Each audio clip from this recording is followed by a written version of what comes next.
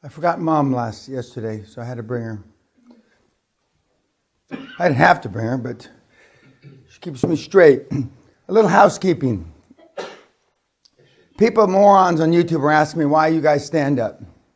If you're, like I told you, if you're being bad or you're being dunces, they used to. I'm sure they don't stand you in a corner anymore, put a dunce cap on you, like when I was a kid. Okay, it's because standing. I probably mentioned this already, but standing and working can be very much more effective. I've even got mentees that stand on a treadmill and work.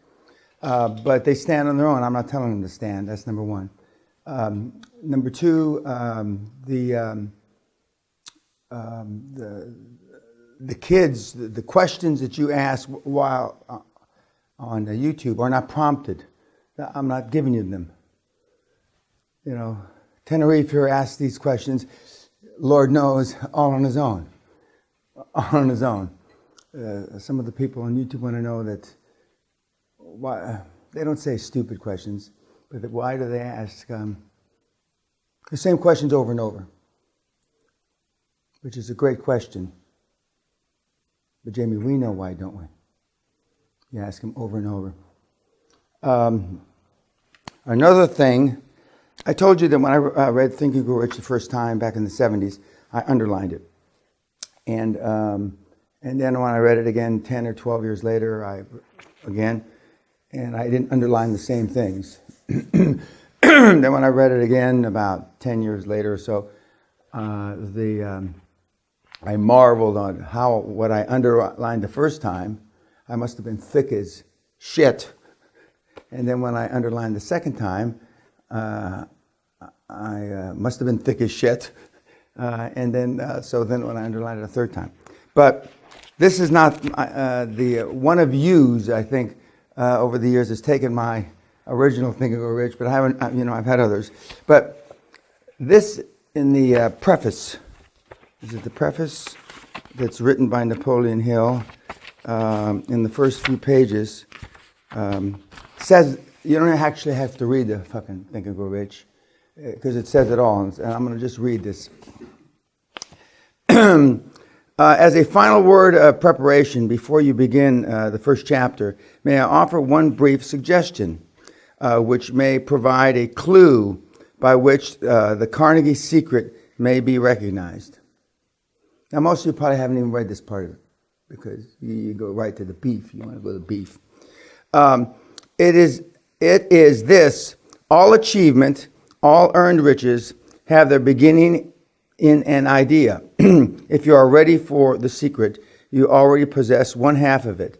Therefore, you will readily recognize the other half the moment it reaches your mind, when the penny drops. Now, I believe it's even you have more than half of it. You have 90% of it. You know intuitively much of what we've covered here for 4 days. Somehow you maybe heard a crazy person say it, or maybe a grandparent told you.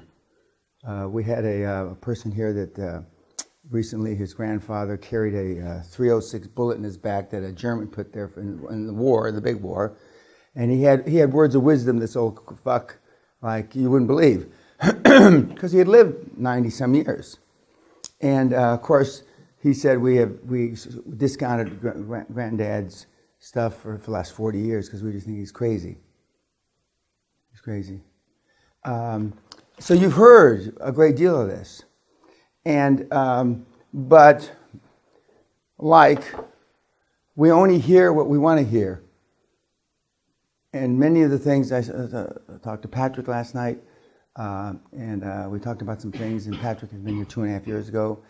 I know his fiance, and he is the closest thing we have in this room to a raconteur, bon vivant Renaissance man. I mean, well bred, well this, well that. The pretender is Eaton over here, because he wasn't well bred. Except for Eaton, he wasn't. He didn't come from that kind of thing, upbringing, and he fakes it now. But he is the Renaissance man, And but like he said last night, he said, I didn't hear that. 2 or 3 very important points that I made to him 2.5 years ago. And you already aren't hearing. And that's why you keep asking the same fucking moronic questions. You don't want that to be the answer. No matter how intellectually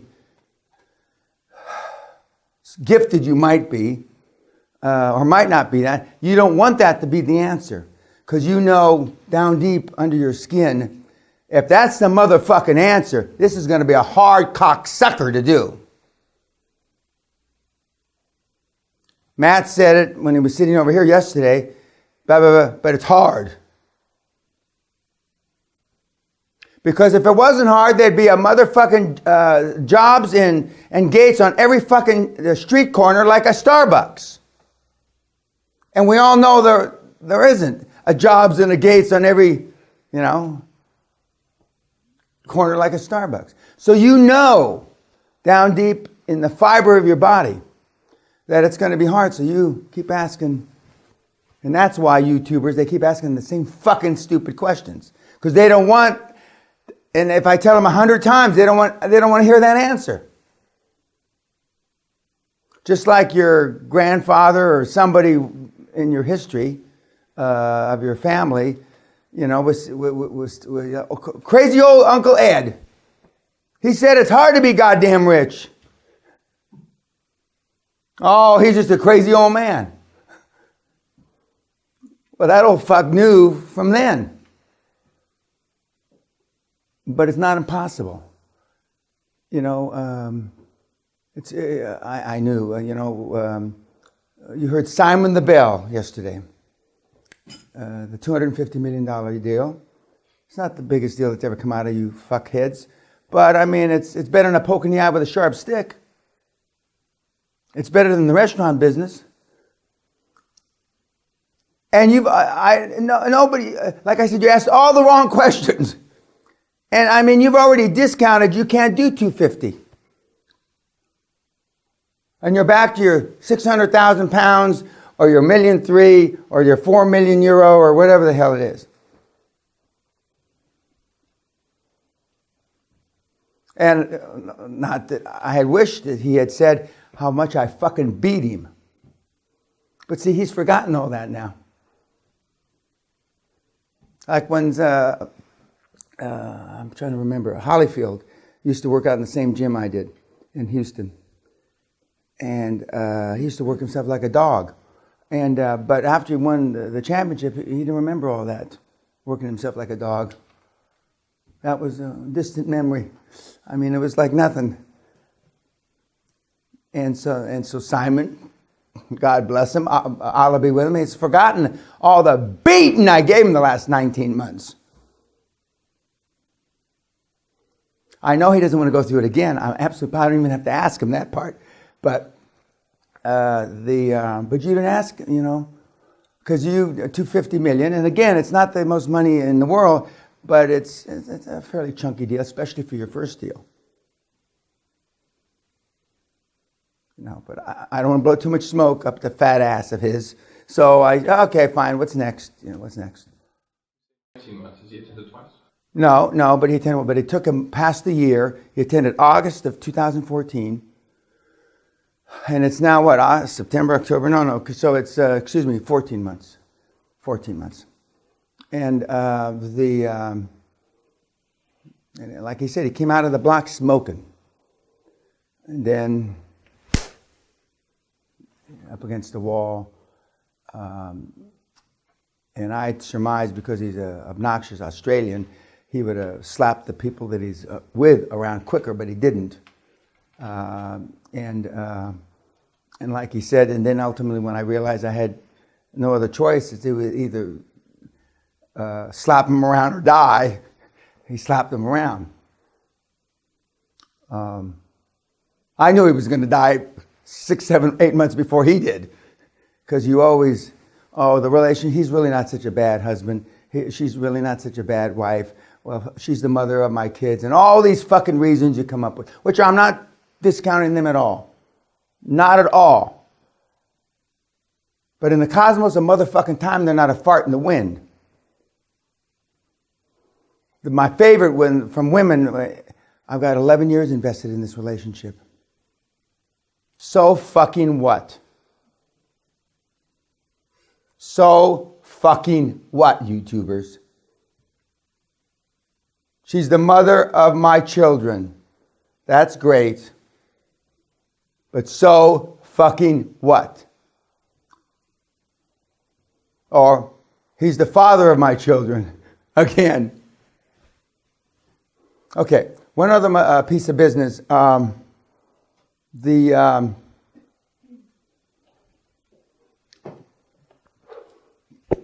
almost forgot, but for 21 years, I said how one of the first things when I go into a big business school, how many classes have you ever taken on selling a business? None. How many classes have you ever taken on buying a business? None. How many classes in leadership, with one or two exceptions in the United States and throughout the world? None. Well, in the last 36 to 72 months, that's changed. They now have, at Stanford, Wharton, Harvard, classes on buying businesses and selling businesses. But I slagged them off for 20 years. 20 years. This is one of the textbooks, which I find amusing to read, about how you buy a business. I think this is from Penn, University of Pennsylvania, Wharton. And so now they do. And they're taught by guys that never did deals, though. But that's now someday they'll have them taught by other people. But so I wanted to clarify that. I was asked a few times, because you guys that Google shit. Oh, Mr. Peña, at University of Virginia, the Judge School, they teach a course now on selling businesses. So you're giving bad information on YouTube. You got nothing better to do than find something I made a mistake someplace. That's how fucking sick you are. That's how, you wasted your time doing that kind of shit, as opposed to, just pulling the trigger. Just pulling the trigger. I also want to take this time. We have an active duty Air Force officer in our group, which I have neglected to mention, and I want to thank him for his service. Andreas here, in the Danish Air Force. Is that correct? Correct. Okay. And every time he said, "Roger that," I would think about it, but then I'd forget about it, because none of you guys say "Roger that." And that's a military term for, yeah, okay, I'm going to do it. Roger that, So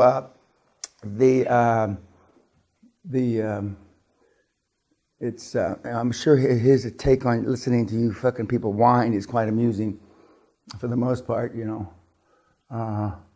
not too dissimilar to the 15-year-old is, why do they ask stupid questions over and over again? Because they don't like the answer, and they're thinking I'm going to give a different answer. Now today we're going to listen to Chris Bonner, who's in the process of closing up 2 deals.